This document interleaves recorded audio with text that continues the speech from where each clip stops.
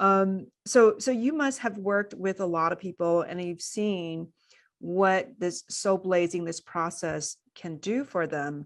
Can you share a few stories of what you've seen in people? What do you mean, like independent people Yeah, that just people like who have gone through this process with you, of kind of liberating their soul in a sense.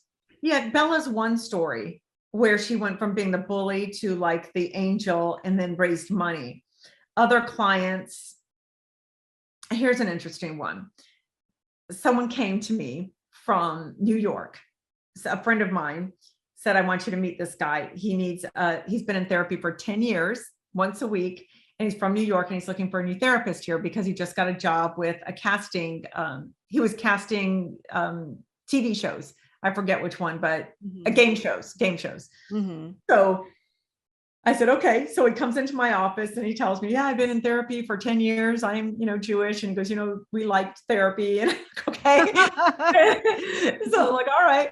I go, how long are you planning on being in therapy? He goes, oh, I'm looking for someone forever. So like if I stay here, like I want you for the next 20 years until I die. I'm like, all right, then.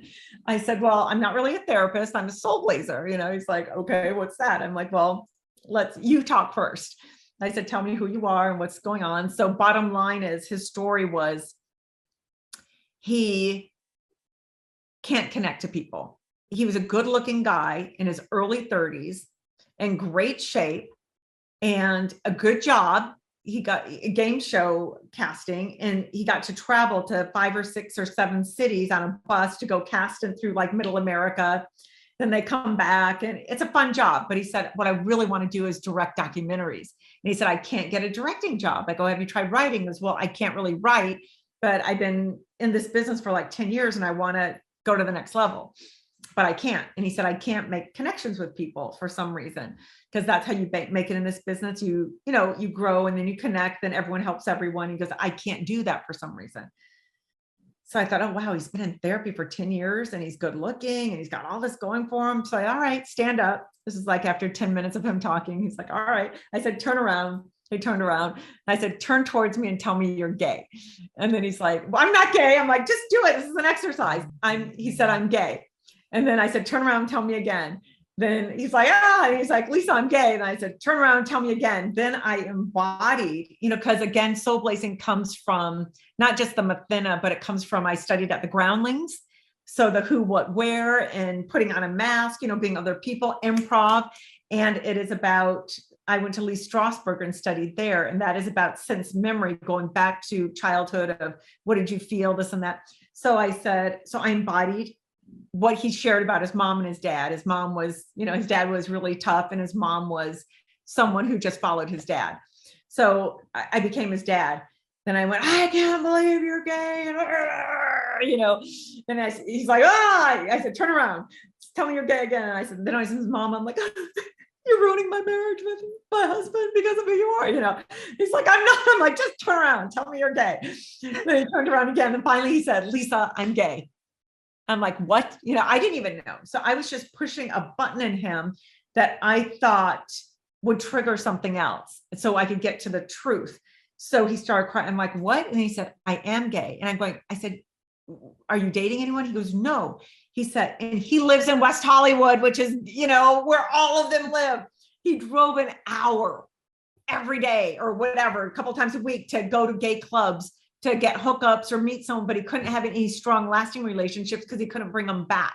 Then he'd come back to West Hollywood. So he was never in relationships, or he faked female relationships, asked people out, but never got too close. So he wouldn't, nobody would know the difference. So I said, you can never make it in life if you're not connected to yourself. You don't even allow your soul to be seen. So how could you grow in a company, a business? You can't just, I want to do this. I'm doing all the right steps. If you're so inauthentic to yourself, no one's going to want to be with you. They're going to go, I don't know why I don't like that guy, but something's off. Or, I like him, but don't want to get too close. Something's off. Because if we're getting to know each other, I'm going to go, guess what happened? And we're going to feel closeness. Every time we get together, the relationship deepens a little, especially if it's 5 years, 10 years. But if you don't ever have that with someone, you're like, we just don't really connect. Nice person, but we really don't connect. And you're off with people that you connect with. So I said, okay. So he paid for 8 sessions. This is when I was 8 sessions. You have to pay up front for a fee. I said, okay, this is session number 1. By our next week, you have to do this homework. And I said, you have to write down what your name of your documentary is. And we're going to create, I worked for the BBC doing a documentary. So I said, this is how the binder looks like. I said, you're going to do your own documentary about coming out of the closet. He's like, what? I'm like, yes. And he's like, I can't do that, my dad. And I'm like, this is what you're going to do. Or I don't see you again. You lose your money because you came here for Soul Blazers help. So he's like, okay, fine. So he came back with a notebook and we helped, I helped him put it together. And then he was going on tour. So we went to, I said, you're going to go write a letter to all the gay clubs in all these cities and tell them you're coming. And on this night, you're going to interview people. So he did. He started interviewing all these people on that tour. And then he ended up calling his dad and telling him he was gay. And he named the documentary, Dad, I'm Gay. Oh. And it was so powerful. And he gave me this whole thing in the beginning. Oh, thank you to the Soul Blazer, whatever.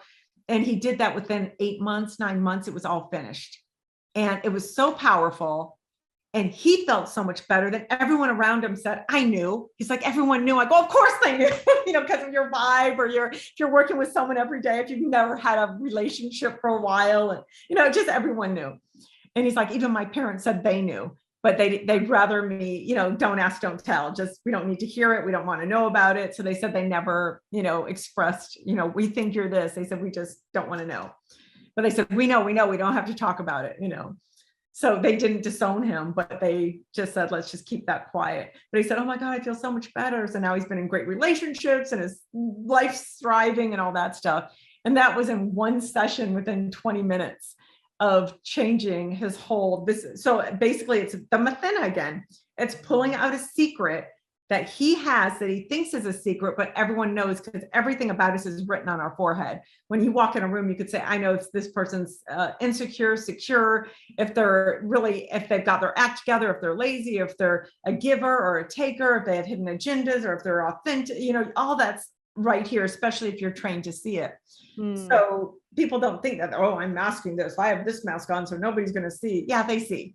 So especially trained people, especially people that have been around the blocks, that means casting agents, directors, producers, they see a newbie coming in going, oh, I could Me Too them. They'll do it because they're vulnerable and they're this or that, or they're so desperate or they want it. And so they're always right, or this person won't, but if I push them enough, they will, or they know everything. So that was amazing.